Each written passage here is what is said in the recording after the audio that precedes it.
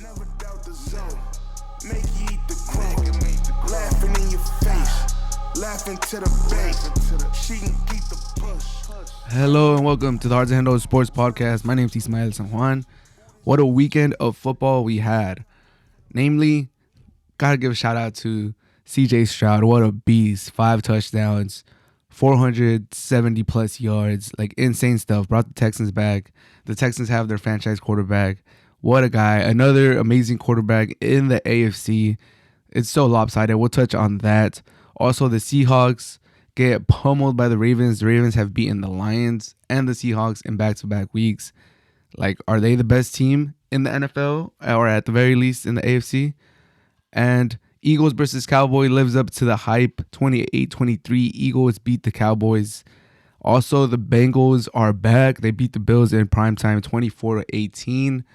And last but not least, the Vikings beat the Falcons 31-28 in a very, very exciting match. Josh Dobbs shows out just a couple days after being traded to the Vikings, brings them back, leads them in a game-winning touchdown drive.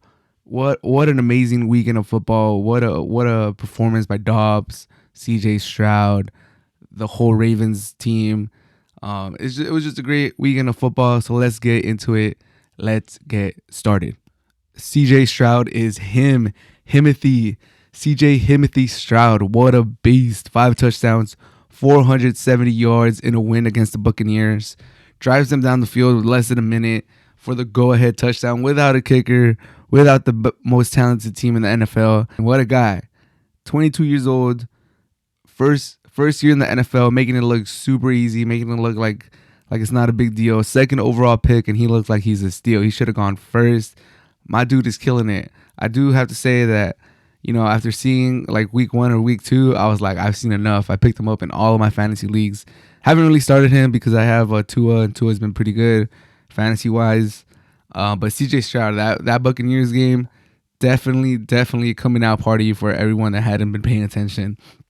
14 touchdowns, 1 interceptions in the season. Man, and I'm pretty sure he either broke or got super close to the all-time rookie record to start a career without an interception. And he's just been Mr. Consistency when it comes to protecting the ball. 14 touchdowns, 1 interception, just killing it. I do got to say, though, like, before this game, he had 9 touchdowns going into week 8, I believe. So just like over a touchdown per game he was averaging, which is not bad. The rookie record, I believe, is 26 or 28 by Herbert. So he was on pace to probably score like 17, 18 touchdowns as rookie. Not bad. And he was probably on pace to throw like 2 or 3 picks. 18 touchdowns and 2 picks. That's what he was kind of like on pace for. 18, 20 touchdowns, 2-3 picks. But with this game, like these 5 touchdowns push him all the way to 14. Still just the 1 interception. His yards are up there now with the 470-yard performance. But yeah, people haven't really been watching.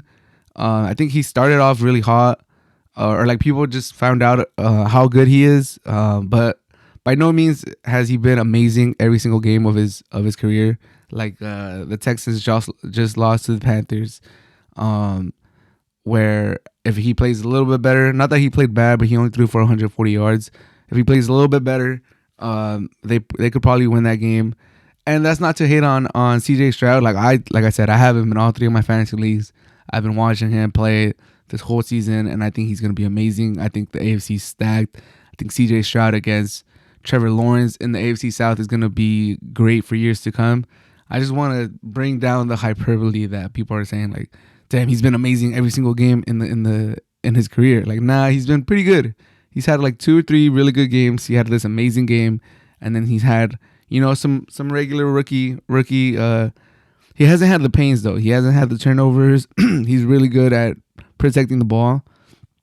But yeah, like I said, 140 yards against the Panthers, playing against the other rookie quarterback, playing against Bryce Young. Like, he could have showed out a little bit more.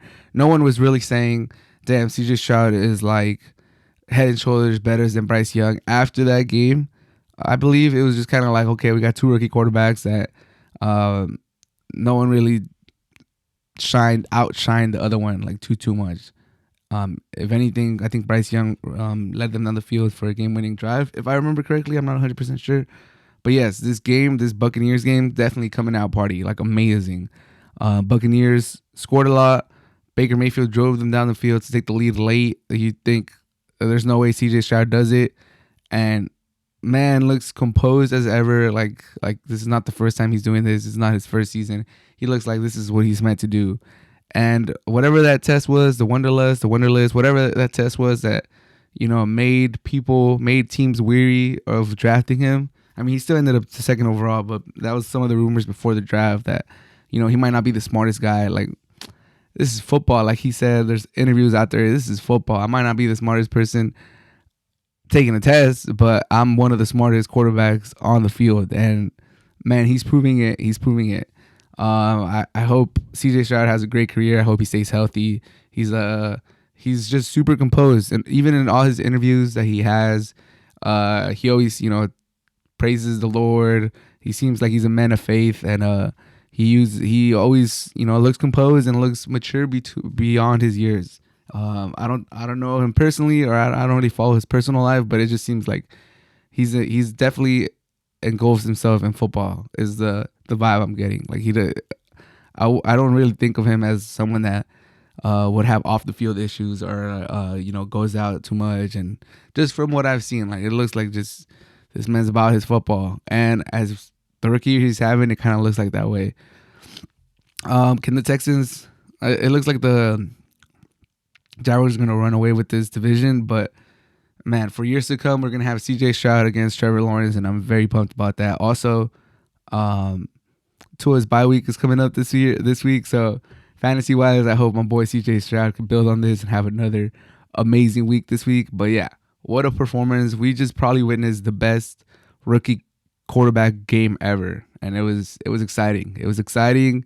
It was also daunting, man, because in the AFC we already have Trevor Lawrence, Mahomes, Josh Allen, Burrow, Herbert, Lamar Jackson, just so many quarterbacks, man. It's kind of insane. It's kind of insane how many good quarterbacks are in the AFC, and now you add CJ Stroud, and who knows what Will Levis would be. He's been doing pretty good. It's pretty crazy. But yeah, shout out CJ Stroud. Honestly, having the best rookie quarterback season ever, and that's even with Herbert's amazing season. Like right now, he's pacing to do some crazy numbers. So yeah, just want to wish him the best, and what an amazing game he had against the Buccaneers. The Eagles beat the Cowboys 28-23. They take a 2.5 game lead against the Cowboys in the NFC East, and it was a nail biter. It was an amazing match. Like there were so many good matches this weekend. We had the Chiefs versus Dolphins. We had Cowboys versus Eagles. We had Bills versus Bengals, and we had the Ravens versus the Seahawks. And I think the only one that really lived up to the billing, like really lived up to it and maybe exceeded it, was the Cowboys versus the Eagles. Bills versus Bengals, it was pretty good. Primetime, Sunday Night Football. It was cool, but like it wasn't like amazing. The Bills just couldn't get anything going to the end. We'll touch on that in a little bit. Eagles, Cowboys was pretty much entertaining the whole way. There was always something happening. Seahawks got pummeled by the Ravens, and then the Dolphins, they kind of made it interesting at the end, but it was pretty much like the Chiefs were in control of the whole game. So all of those matchups, they were cool, but none of them really lived up to the Eagles and Cowboys. And this was a good matchup, man. Dak Prescott, got to give him credit. 374 yards, 3 touchdowns. He was extending the play. He was running. He could have done better on that 2.0 conversion, but it is what it is. He did play good, and by no means did they lose because of him. But like, it is one of those things that Dak Prescott has throughout his career. He does really, really good against the bad teams, and he sometimes falters or comes a little short against the good teams. And after all those penalties on that last drive against the Eagles defense, I thought the Cowboys were going to steal that game. I thought they were going to find a way to find the end zone, and that was not the case. And can you put a little fault in Prescott in those last couple plays? Maybe. But man, his connection with CeeDee Lamb was amazing the whole game. 191 yards, 11 touchdowns. I have CeeDee in one of my leagues, and that dude's killing it. Like, shout out CeeDee. I think I still lost that matchup. But yeah, grabbing them points. Eagles, they just find a way to win. They lost that one game, I believe, against, who did they lose to? The Jets? They lost to the Jets 2014. Bounced back against the Dolphins. A shaky kind of matchup against the Commanders, came back and beat them, and now they beat the Cowboys. They got the Chiefs and Bills and 49ers, and then the Cowboys next. Like, that's an insane schedule. Chiefs, the Super Bowl rematch. Bills, who are going to be fighting for their lives. 49ers, who are on a 3-game losing streak, but their bye week just passed, so we'll see how they're doing come December 3rd. And December 10th, you go to the Cowboys. And then after that, you get to the Seahawks. Like, this is an insane schedule. So good for the Eagles to get this dub, because this next 6 weeks, 5.5 weeks, is going to be treacherous road. Like, I don't want to give my prediction on the Chiefs yet. I'll try to make another quick episode before the Monday Night Football game. But yeah, dude, shout out to the Eagles for getting it done. It does look like Jalen Hurts is hurt on his knee when he extends the plays. Like, you can see he's kind of hobbling. So we'll see how long he's able to go to like that. I know last year he was carrying an injury going into the playoffs too. So I don't know if they want to repeat that. Maybe if they clinch the division, they don't go for the first seed and they just let him maybe get a couple of weeks of rest at the end of the season. But like I said, they have treacherous road coming up next. So who even knows if they win the division going into the playoffs? Like I said, December 10th against the Cowboys. That's a matchup you want to circle. That's definitely probably going to be for the division. But yeah, they just get it done. A.J. Brown snaps his streak of games with 125 yards, but he still has 66 yards and a tutty. Devontae Smith gets a tutty too. It was just a good matchup, man. Jalen Hurts doing enough to get his team in winning positions. And, you know, it's not the prettiest. Like, I know we're heading into week 9, but I'm still waiting for the Eagles offense to kick it up a gear. Like, they're still not hitting like the down the field plays. Like, they're still not marching up and down the field like they kind of were doing last year. And they're not really beating anyone by like multiple scores. They haven't really killed anyone like matchup wise or points wise.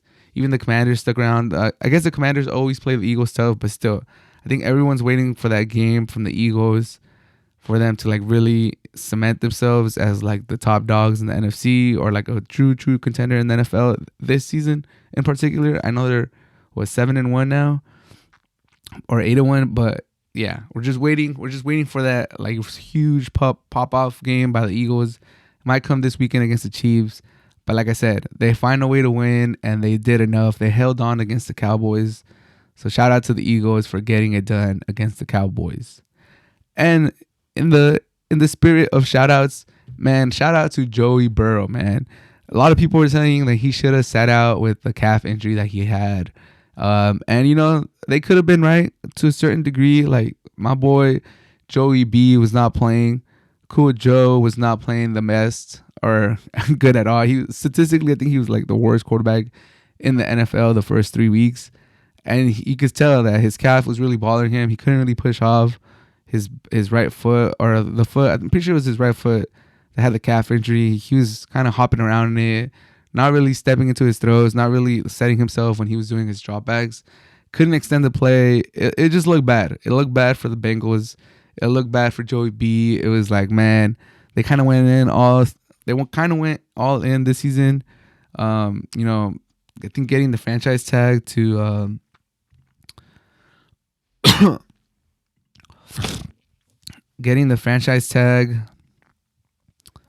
T. Higgins. They kind of went all in this season, giving the franchise tag to T. Higgins, who had 110 yards, probably his best game of this season against the Bills. And they're like 0-3, and this fool Burrow was looking like he's not the same. This injury is going to linger the whole season. And he just plays through it. It's tough, son of a gun. Powers through it, and now the Bengals look like they're all the way back, 5-3. I think they were 1-3 at one point. Now they're 5-3. Joey B outshines Josh Allen on prime time. 348 yards, 2 touchdowns, extending plays, like kind of putting his head down on a couple runs where he's like, whoa, like this guy's back. Like it looks like his calf is completely just not bothering him anymore. I don't know how he just got healthy playing, but he did. I know that bye week definitely helped. But now, they're 5-3. They're not out the water just yet. Their schedule is pretty tough. And the AFC North is the most competitive division in the NFL right now. I think everyone's in the playoff right now. If the season ends today, everyone's in the playoff. Everyone has like pretty solid teams, pretty good defenses. The Browns probably have the best defense in the league. The Steelers have a good defense. The Browns have been playing really good, and even Deshaun Watson has been playing good the last couple of weeks. So like this, the Bengals, they have the Texans who, CJ Stroud just had his breakout game. Bengals, Ravens is going to be amazing. Then they get the Steelers. Then they get the Jaguars, Colts, Vikings, Chiefs, Steelers, Browns. Like, this is a pretty tough schedule to end the season. By no means, like, should they not be confident that they could get it done. Like, we just see them beat the Bills. They beat the 49ers. They beat the Seahawks. Like, a lot of people probably would have had them going like 1-2 or 0-3 the way they were playing at the beginning of the season. And they beat the Seahawks. They beat the 49ers. They beat the Bills. Like, I think I'll say the Bengals will make the playoffs, and just another season where the Bengals start off slow and they get it together, and then they'll be one of the dangerous teams going into the season, into the playoffs. Like I said, Joey B is all the way back. T. Higgins has his best game. So now you have T. Higgins and Jamar Chase, and Mixon looks like he's warming up. Looks like he's getting into a rhythm this season. So watch out for the Bengals, man. Overall, the game against the Bills, like quickly just to talk about it, the defense, the Bengals defense was shutting down the Bills offense. The Bills offense has been struggling the last few weeks. So take that with a grain of salt. Like, what's going on with the Bills? They're a whole different story. They might not make the playoffs. Luckily for them, the Dolphins can't beat a team with a winning record, and they lost to the Chiefs. So they still might pull out the division. We'll see how it goes. And the Jets lost to the Chargers on Monday night. So they still have, a good chance of winning the division, but they just got to find the offense. It can't just be Josh Allen all day, every day. They got to, just feed Cook. I have Cook in all my fantasy leagues. Just feed Cook, man. Come on. Oh, and Davis getting a donut, I'll never forgive you for that. It cost me with my matchup. I lost by 2 points. This man got a donut. But yeah, Bengals are back. Bills are in trouble. Decent matchup on Sunday Night Football. I expected a little more. It was cool. It was all right. Kind of like most primetime games this year. It was cool. It was all right. It was not bad. The Ravens, quickly, just on the Ravens, man. Like, these NFC teams have no idea how to beat the Ravens. They have no idea how to stop Lamar Jackson. Once Lamar Jackson gets going, it's a wrap. Once the Ravens get a lead on you and they could run the ball, and you have to defend the run and the pass, and they're able to just run the ball down the middle, to the side, everywhere, power O, I formation, whatever they want, RPOs. Like, once they're able to just run the ball and do whatever, play action, do whatever they want, it's GG's. It's bad for you. And that defense just feels like it doesn't matter who gets injured, who's playing out there. It's the Ravens defense is going to be good. Just plug and play.